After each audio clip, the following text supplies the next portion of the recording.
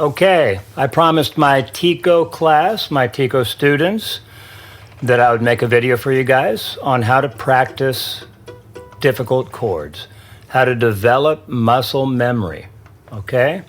Now, by now you should know this, but maybe you've forgotten, right? We have some new students, we have May, and some of you maybe have traveled, right? You know, it's summer, people are traveling, so it's understandable that if you're gone for a couple of weeks and you come back, you might have forgotten some things, right? So what I noticed today was that the G chord was difficult for some of you. Quite a few of you were having difficulty with the G chord, okay? Excuse me, my voice is about worn out. Now, how do we practice getting muscle memory for the G chord, or any chord for that matter? But we're going to focus on G. G, 0.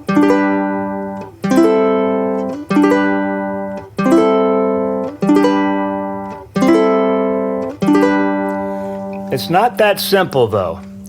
It is, but before you can do that, you need to kind of figure out how can your hand be best positioned to make the G chord. My hand is way bigger than most of yours. So your hand might look different than mine does.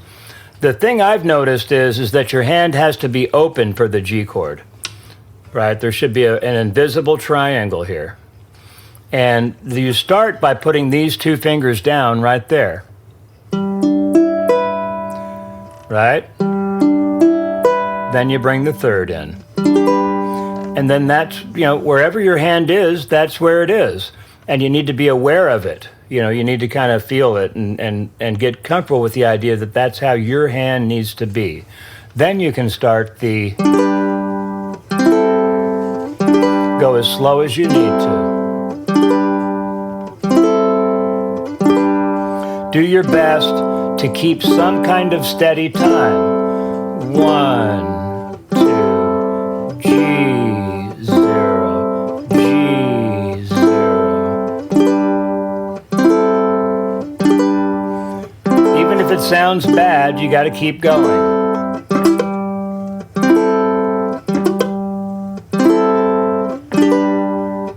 Don't stop when it sounds bad, just keep going. Now, if it constantly sounds bad, then you need to figure out why, right? You need to go string by string. If there's a string buzzing, probably means one of your fingers is touching a string it should not be touching, right? Each finger only touches one string. Now, I believe it was Grace. She was having a little bit of difficulty with E minor and B7 from Can't Help Falling in Love, right? So once again, when you start the chord, go ahead and make it like this, right? But once you start doing the chord in the 0, you need to put all your fingers down together. So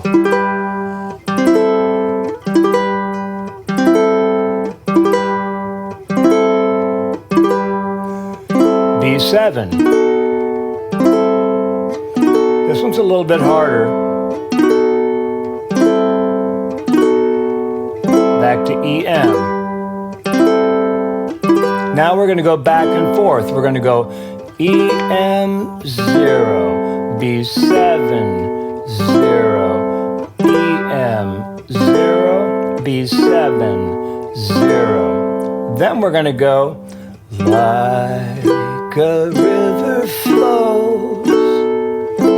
You see how you're doing 0 on the third beat. Can't Help Falling in Love is 3/4. So we're going to go 1, 2, 0, 1, 2, 0, 1, 2, 0, 1, 2. Like a river flows, surely to the sea. Darling, so it goes. Some things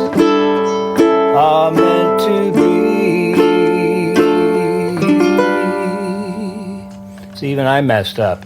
The other thing to notice about your E minor chord, your hand is in a different position. Part of the muscle memory needs to be moving it down.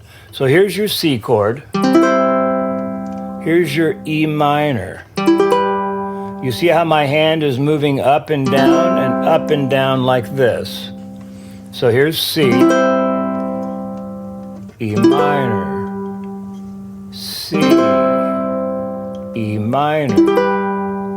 So make sure that you include that as part of your muscle memory.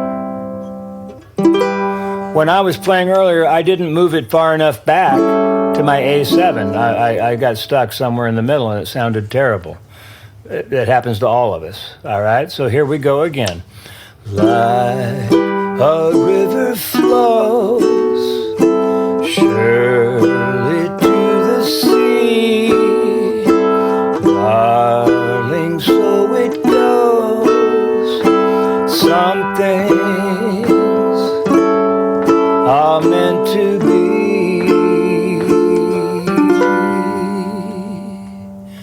Take my hand.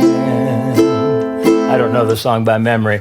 But anyway, there's your basic starting point for how to practice chords that are difficult, okay? I'm going to send this video out.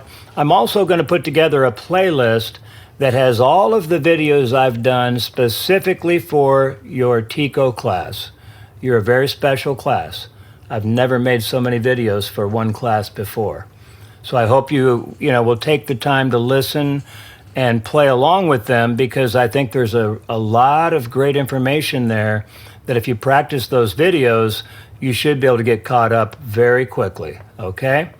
So thank you, everybody, for all your hard work, and look forward to seeing you next week. All right?